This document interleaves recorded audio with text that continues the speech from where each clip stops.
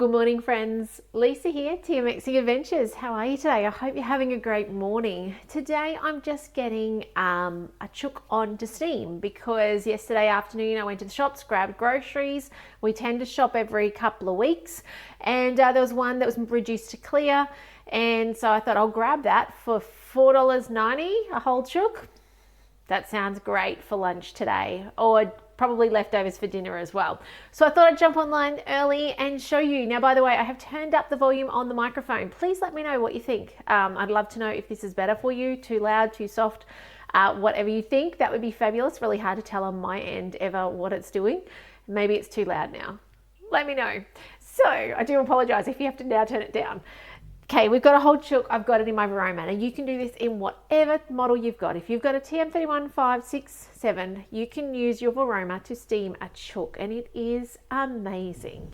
It is the most fall apart meat you've ever tried, and with my couple of tips it'll be even better. So, and it's so simple. I'm not even following a guided recipe. There are guided recipes on Cookidoo. Okay, look up steamed whole chook and you'll find it, but it's not that, doesn't need to be that complex. Okay, because it's so easy.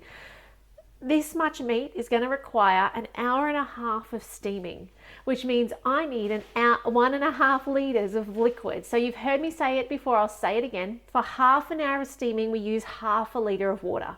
For 1 hour of steaming, we use 1 liter of water. If I'm doing an hour and a half, all this cook time, I need 1.5 liters of water so that it evaporates down. And by the way, we don't throw that juice out at the end. It is the most amazing chicken stock in the bottom that you can use for tomorrow's pumpkin soup, or freeze it, or use it as a gravy base, whatever you want to do with it. So don't throw the liquid out. So I have little dots, and so do you in your bowl up the back. Okay, one of those is a 1.5 liter dot. Okay, so you've got half a liter, 1, 1.5, 2, and then you've got a max line. So we're just eyeballing it. We do not need an exact science on this. Okay, it's just enough liquid to evaporate down. Now, if you were, for some reason, maybe you had a monster chicken in here, okay, you'll want more liquid underneath. You'll want to allow for enough. Now, I have years ago, very many years ago, managed to cook it down to no liquid left by the end of my cook time. So it is possible to completely evaporate that liquid down, okay? But it does make a funny smell when you do that. So I wouldn't suggest doing that. So, and it's probably, you know, your bowl doesn't love it by that stage either. All right, so we're gonna put our lid on, and now we're gonna put our Varoma in place. Now I've got my chicken in here ready to go. Marked down chicken, I love it. Now you could do it like that. It's going to come out a bit pale because we're not cooking with heat, dry heat in an oven. You don't get a crispy skin. Now, on that note, if you really desire a crispy skin, you can preheat your oven at the end of 99 minutes, and you can put it out of the Varoma on a tray. Do not cook it in your Varoma in the oven. I repeat, do not put your Varoma in the oven. Do you understand what I'm saying? Do not put that in the oven, okay? Do not. Lift the meat off, put it on an oven tray, and put it in the oven, and you can crisp your skin up if you want, okay? We don't bother. It is the most pull apart, moist, decadent, amazing chicken meat, to the point that if sometimes when I go to lift it up out of here, if I'm grabbing it by the legs, the bones just pull out. You're left with flesh behind. That is how soft and tender this meat becomes. So you could simply put 99 minutes Varoma speed 2 and leave this now for 99 minutes. By the way, 99 minutes, you say, Lisa. If you've got a monster chook, it's going to take longer. You're going to need to add more cook time. You're going to want to slice open the breast up here and have a look. And if it's still not cooked inside, cook it longer, right? I'm saying 99 because that tends to take, what I find mine generally take is 99 minutes. But if you've got a really big one, it's going to take longer. If you've got a smaller one, do 99. It'll just be falling off the bone. It'll be phenomenal. It doesn't matter. But there is the rare occasion when I have had a massive one, and yeah, you got to add an extra 20 minutes. Cut down the breast line though, like over here on either side of the breastbone, and you'll see it'll open up, and you'll see what's going on inside, and then you know what to do. So you could cook it like this. However, it's going to come out looking a bit pasty and pale because, well, it's just steamed chicken, right? It doesn't sound very appealing. However, let me tell you, amazing tasting. But the look, right? We eat with our eyes as well as our other senses. So I'm going to put some paprika on. Paprika will just add a little bit of color to it. Now, some people will add oil and butter and things like that. I don't find it needs it. Remembering as well that whatever you add on top is going to fall through and make some more flavouring in the underneath. So thinking about that, I put some garlic powder. Thank you to whoever gave me the tip to keep your garlic powder in the fridge. I love that it stayed like not hard. Hello Janelle, hello Kalinda, lovely to see you on today. So some garlic powder. You do not have to do this, remember, this could be just as it is. Sometimes I put some soy sauce over the top. I can't find my soy sauce at the moment. The kids have sushi every couple of days for lunch just about, and I don't know where they've left it, probably out in the deck somewhere. Some pepper, of course, and some salt. And then that's it. Like, but you can do whatever you like. If you want to make an Italian herb one, put your Italian herbs on top. If you want to make it Moroccan or barbecue, do that. Whatever you've got. If you've got a shaker of something that you're like, oh, I've been looking to get rid of this, use that to shake it on top. Okay, so don't feel like you got to stick to prescribed stuff. You can if you want, or you can do nothing, or you can just use what you've got. All right, so now we put the lid on. Very important. One of my children was steaming the other day without the lid on, trying to be helpful. So lid on, important, because otherwise the steam doesn't get captured. We want to capture the steam. And now we're going to bring up our manual mode. So 99 minutes, I said it and I said it again. Now I'm going to pronounce this wrong, but hello, is it Asma? Lovely to see you on today. I'm sorry if I pronounced that wrong, okay? So on the TM31, you've got 60 minutes, that's your max. So you'll have to do 60, come back and put another 30 on, okay, or approximately 30. On a TM5, you can go to 99. A TM6, you can go to 99. And on TM7, we can go to 99 as well. So 99 minutes, which is why I kept saying 99 earlier. It's really easy to remember. In the coming days, I'm going to show you how to do corned beef in this manner too, okay? Hello, Diane. Lovely to see you on. All right, 120 degrees. Now, this is, I'm telling you how to do it on a TM5 and TM6. You would go 99, 120, speed 2. Okay, done. Now on a TM7, we have our steaming mode. So on our steaming mode, we need 99 minutes. So we're going to go all the way through. We're going to go plus 30, get it all the way up to 99. There we go.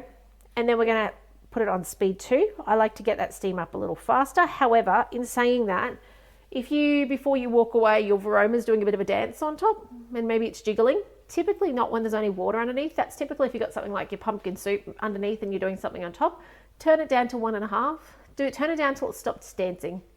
Okay, so always be mindful with your Thermomix of how it's moving and acting and what it's doing, okay? And if it's got a jiggle, just turn the speed down a little bit, okay? And now I press play. Now I've got my Varoma symbol here. I love the pictures. They tell me what I'm doing. You know, what's a Varoma? The picture tells me. How good is that? So there you go, 99 minutes, speed 2, Varoma. And I can't hear it going because it's a TM7 and it's so quiet, which is just crazy. But I will come back to you in an hour and a half time and I'm going to show you what this looks like. We'll test it together. We'll test that it's cooked through. I'll show you what to look for if it's not. And what I'm going to do with this later today for lunch is I suspect the kids will take off a part that they want each. There's a couple of drumsticks, obviously, a couple of wings. Hubby and I quite like the thigh. What gets left behind at my house? Can you guess? The chicken breast. So the breast will go back in the bowl and actually get shredded. And that shredded meat will either get eaten today, maybe not. I think I've got different plans for dinner. I'm recording you guys some videos on quick dinners to go on the downloads. So keep an eye out for that. Those of you who are subscribers at TMXing Adventures, you can see it on my shirt if you're not sure how to spell it. I'm getting together a newsletter and in that will be my favorite easy hands-off dinners. So with links to those. So we won't be having shredded chicken for dinner because I'm doing those recordings for you guys. But shredded chicken is beautiful to actually freeze. So once you've shredded it, which I'll talk about how to do that later on today in this next episode. By the way, the next portion of this video, you've got to check on YouTube tonight. So when a video is too long for one part, the one part I'll do live, but then the other portions I put together and I put on YouTube tonight. So please do check that out after 6 o'clock in the evenings on YouTube. You can watch on your telly or on your device, whatever suits you. But I will talk about how to freeze that because freezing it flat and then being able to defrost it and it comes back like it's new, it's just amazing. Because those days when you're like, what am I going to have today? You've got that. You can put it with salads, sandwiches, whatever. So I'll talk about that later on in those second part later on today. But otherwise, I hope you have a fantastic day. If you need any help with your Thermomix, regardless of what model, I'm always happy to hear from you. You'll find all my info over on TMXing Adventures. But otherwise, take care, and I will see you in the next video soon. Bye for now. Hello friends, welcome back. It's been 99 minutes and you can see the Thermomix has the red smiley face on it to say that it's done. Let's have a look. Now I've not opened the lid, so goodness knows what it looks like under there. So let's have a look. Now this is your drip tray, so of course you can spin it upside down to keep all those juices contained. But I reckon it's fairly cooked. The first thing I can notice, and I don't know how well you notice it, is how the legs have fallen off the body. So they've fallen apart. That's a really good indication that this is beautifully cooked in there. What I normally do, particularly if it is a large chicken, is I will slice, as I mentioned earlier, down into the breast. Now I might need a second hand or maybe a better knife for this, but I'll do this. Now if I can pull this apart, oh, that camera's very bright, isn't it? Sorry about that. You should hopefully be able to see on this camera. If I can pull that apart and there's no pink down that breastbone, it's cooked. How cool is that? So that is how I check. Now, if by some chance it is not cooked and it's a massive chicken, I will just cut both sides and then I'll put it on for 20 minutes. And that, because you've got it now open, it's enough to actually cook that internal part as well, which is cool and easily done. Now I do take a moment to strain the juices out of the body of the chicken so that it can run down and become this beautiful liquid stock in here. By the way, let's have a look at how much liquid is left. So plenty of liquid left. How about a litre, I reckon, of liquid left in there, ready to be put in the fridge and used for later.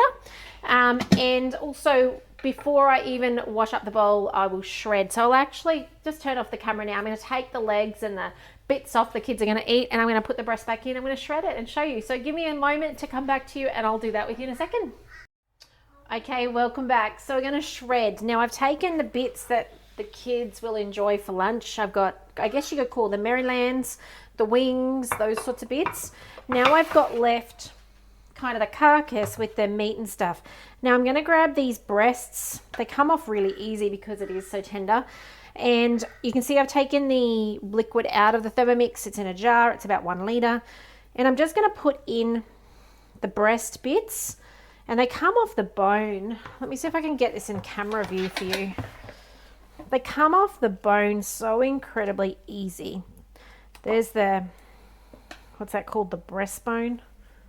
And see that? I'll just put it aside. I am cutting in your Varoma. Just be really careful cutting if you don't want to mark your Varoma. Just, you know, be cautious the way you don't want to kind of carve on the bottom of it. I'm just using the knife to break up the pieces. So in goes, that's a big hunk of breast. Here's another big hunk of breast. Probably could break that one up a little bit. And because it is so tender, look at it. I don't even need to cut it. Like, it just flakes apart. It's beautiful. The puppy dog has arrived. In this goes.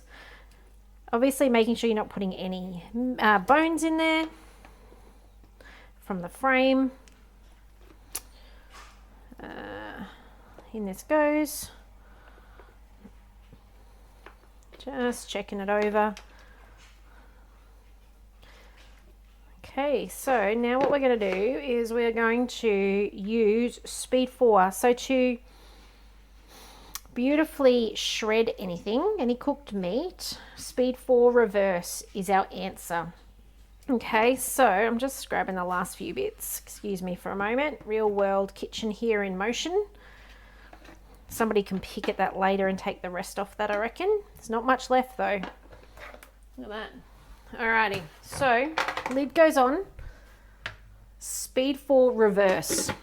So get out of steaming mode, back into manual mode. And it's only going to take 4 seconds. Speed 4. Actually, it may take a little more than 4 at the moment because my meat is still so hot. Like, it literally finished 10 minutes ago. So reverse. Now, if you are on a TM5, your reverse button is under on the grey. If you're on a TM6, you've got your dial with your speed. There's a little blade symbol in that dial with speed. Click that and it'll go backwards. It'll show you the reverse symbol. So I'm going to press play. Let that go. I'm just going to grab a tray.